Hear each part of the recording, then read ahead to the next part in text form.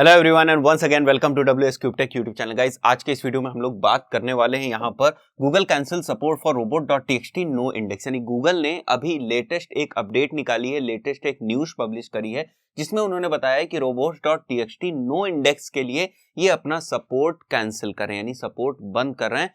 अब ये वाली फीचर अवेलेबल नहीं होगी। तो इन्हीं सारी चीजों के डिस्कशन करने वाले हैं हम इस पर्टिकुलर वीडियो के अंदर। समझेंगे कि क्या है अल्टरनेटिव्स, अगर ये वाली फीचर काम नहीं करेगी तो हमारे पास क्या अल्टरनेटिव्स हैं और उन अल्टरनेटिव्स को हम किस तरीके से इंप्लीमेंट कर सकते हैं। तो ये तो रहा इस वीडियो के बारे में।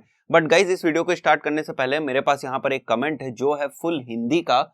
तो इन्होंने क्वेश्चन एक पूछा है कमेंट के थ्रू, मैं चाहता हूँ कि उसको पहले मैं आंसर कर दूं। तो इनका जो क्वेश्चन है वो देख सकते हैं आप। इन्होंने पूछा है बेसिकली कि जो डू फॉलो बैकलिंक्स होते हैं और जो नो फॉलो बैकलिंक्स होते हैं उन दोनों के बीच में रेशियो कितना होना चाहिए, उनका रेशियो कितना होना चाहिए। मतलब अगर 10 डू फॉलो बैकलिंक्स हैं तो नो फॉलो बैकलिंक्स हमें कितना बनाना चाहिए एक अच्छी बैकलिंक प्रोफाइल को अपीयर कराने के लिए। तो एक चीज मैं आपको बता दूं स्टार्टिंग में, देखिए आपकी जो बैकलिंक की प्रोफाइल है, यानी कि जो आपके बैकलिंक्स हैं, आपके वेब पेज के बैकलिंक्स हैं या वेबसाइट के बैकलिंक्स हैं, वो बेसिकली नेचुरल होने चाहिए।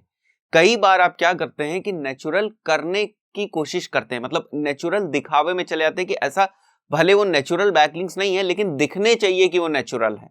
तो ऐसा नहीं होना चाहिए। कोशिश करें कि नेचुरल बैकलिंक्स ही बनाएं, ना कि ऐसा अपीयर कराने की कोशिश करें कि वो नेचुरल बैकलिंक्स हैं। ठीक है, तो पहले इस चीज को तो आप ध्यान में रख दीजिए। उसके बाद मैं आपको बताऊं, जितना काम मैंने किया है जितने प्रोजेक्ट्स पर, उसके हिसाब से जो मेरे एक्सपीरियंस है वो ये है कि 60:40 का रेशियो एक अच्छा रेशियो है। ये रेशियो 65:35 या 70:30 भी हो सकता है। यानी कि अगर आप 70 बैकलिंक्स बना रहे हैं डू फॉलो के, तो आपको 30 बैकलिंक्स होने चाहिए आपके नो फॉलो के।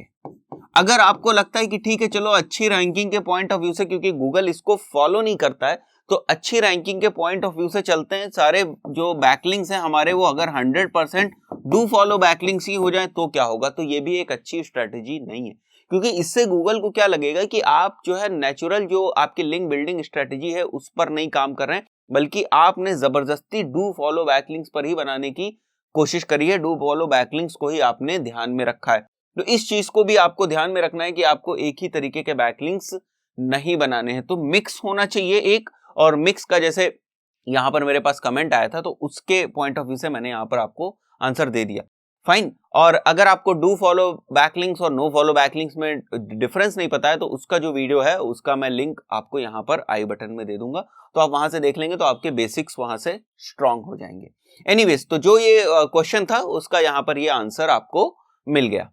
तो चलिए अब शुरू करते हैं वीडियो को और आ जाते हैं वापस अपने टॉपिक के ऊपर। तो यहां पर आप देख सकते हैं कि मैंने एक स्टेटमेंट लिख रखा है, Google officially announce that Google bot will no longer obey a Robot.txt directive related to indexing after September 1, 2019। तो डेडलाइन आपको मिल गई September 1, 2019 के बाद गूगल बॉट उस जो वो आपका Robot.txt से जो डायरेक्टिव रिलेट होता है एक इंडेक्सिंग का, जहां पर आप लिखते हैं Robot.txt फाइल के अंदर नो इंडेक्स का सिंटेक्स लिखते हैं, वो अब काम नहीं होगा। ठीक है, और डेडलाइन आपको मिल गई है September 1, 2019 की। और अगर यहां पर आपको नहीं समझ में आ रहा तो ये जो मैंने यहां पर आप देख रहे हैं स्क्रीनशॉट एक लिखा हुआ है जो गूगल वेबमास्टर के ट्विटर अकाउंट का है, जिस पर इन्होंने मेंशन किया है, today we are saying goodbye to undocumented and unsupported rules in Robot.txt। If you are relying on these rules, learn about your options in your blog post. तो इनकी blog post पर जाकर भी आप देख सकते हैं, वहां पर भी जो है इन्होंने तरीके बताए हैं कि अगर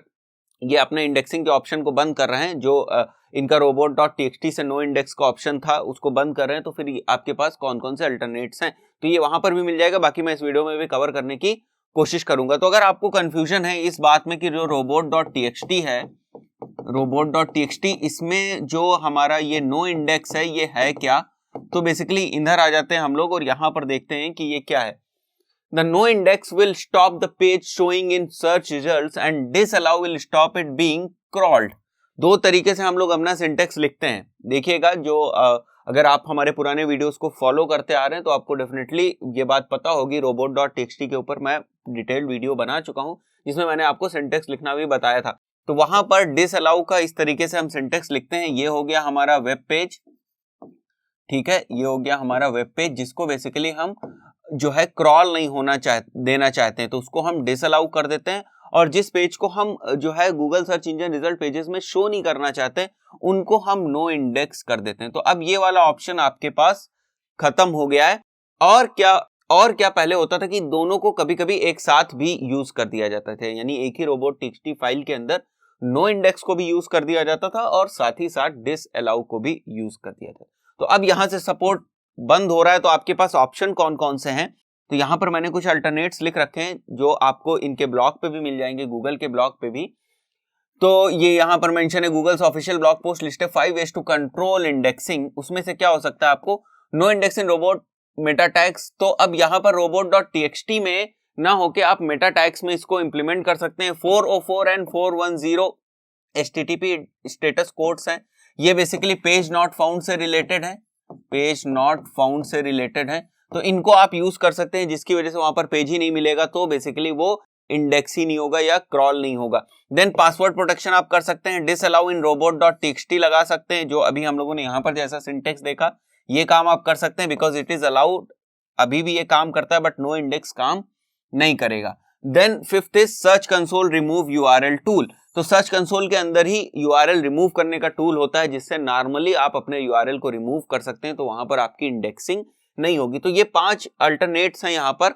और जैसा मैं हमेशा वीडियोस में बताता हूँ कि मेरी कोशिश रहती है कि अगर कोई नया अपडेट आ रहा है, क्योंकि देखिए एसईओ में क्या होता है कि एक बार आप बहुत सारी चीजें सीख गए, जो बेसिक्स हैं वो सीख गए, उसके बाद बहुत सारी चीजें चेंज होती रहती हैं विद टाइम, तो आपको अपडेट रहने की बहुत जरूरत पड़ती है। अगर आप अपडेट नहीं रहेंगे, तो अगर आप कोई ब्लॉग और कोई वेबसाइट मैनेज कर रहे हैं तो डेफिनेटली आप देखेंगे क्या कि आपकी वेबसाइट की रैंकिंग में डाउनफॉल आएगा, क्योंकि अगर आप जो लेटेस्ट अपडेट्स हैं उनसे अपडेट नहीं रहेंगे तो डेफिनेटली आपको नुकसान होने वाला है। तो इस पर्टिकुलर वीडियो में गाइज इतना ही। मेरा मेन ऑब्जेक्टिव था कि आपको ये बात समझ में आ जाए। तो thank you guys once again for providing us love and support and watching this video. और दोस्तों, अगर अभी तक आपने हमारे चैनल को सब्सक्राइब नहीं किया है तो प्लीज हमारे चैनल को सब्सक्राइब करें, इस वीडियो को लाइक करें, शेयर करें। मिलते हैं नेक्स्ट वीडियो में। Till then, good bye.